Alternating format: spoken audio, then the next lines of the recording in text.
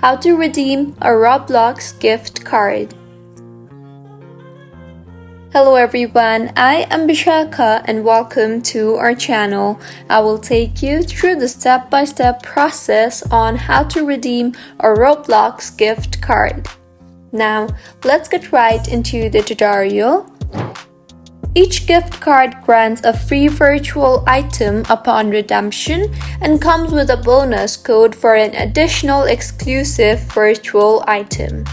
So, to redeem a Roblox gift card, go ahead and open your preferred browser, as make sure that you cannot redeem your gift card in the mobile app. Now, in the search bar, search for roblox.com and make sure you are signed in. Or you can also simply search for roblox.com/redeem in the search bar. In the interface that you will be led to, go ahead and enter the gift card that you received and further tap on the redeem button. A success message will appear when you successfully add the credit to your account.